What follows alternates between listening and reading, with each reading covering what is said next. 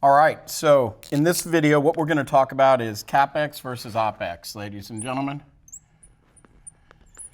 And just in case you're not sure what these two are, this is going to be our capital expenditure line and our operational expenditure line inside of our budget and our balance sheet.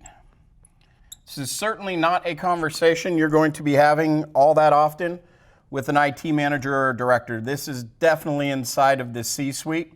The decision maker of the deal is the one who's really going to be the person who's going to tell you how their business is run and what they like to do.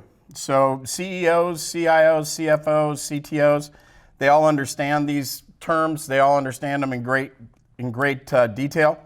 So when you're talking to them, for you to understand these and value them in your conversations will just make you be more successful. When we're talking about CapEx, we're talking ownership.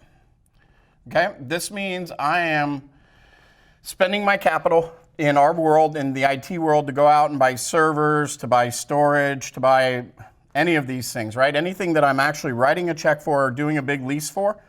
My OpEx, this is my services, right? So as a service models are OpEx. So anything that I'm doing with regards to obviously cloud computing, infrastructure as a service, desktop as a service, etc. All of these fall to the operational side of the balance sheet.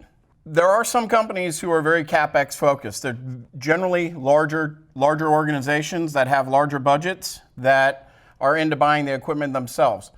Most businesses from the small enterprise down to the SMB are on the side of the operational expense, and there's lots of reasons for that. But the biggest one is time value of money. Right? What can I invest in with my capital that can grow my company, that can have a big impact to me and let me get to where I want to go?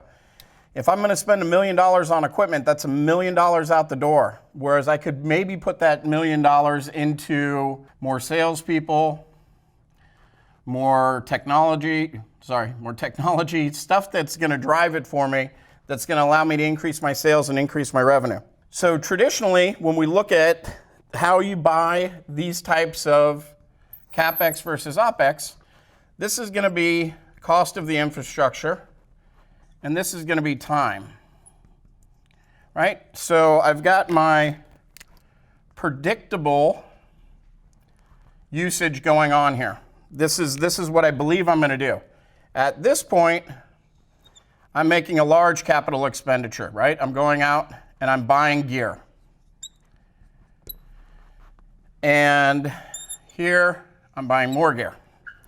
Well, in reality, we end up with demand that looks more like this. This is my actual demand, right? I'm getting closer, and I peach through it. So if I went out and I bought a whole lot of gear, this is all opportunity cost, right? My actual demand's under what I thought it was going to be, so I've spent more money that I'm not gaining my return on. Well, when we move to the operational side, as a service side, we actually run into my actual demand is exactly what I want my actual demand to be the entire time. So I have no opportunity cost left, right? I end up having IT in a consumption model that allows me to buy what I need for today. So there's no underutilization. It's the best way to sell capital expenditure versus operational expenditures to the CFO because nobody wants to underutilize their equipment and pay for something they're not using. Hope you enjoyed a little bit on CapEx and OpEx today. Thank you.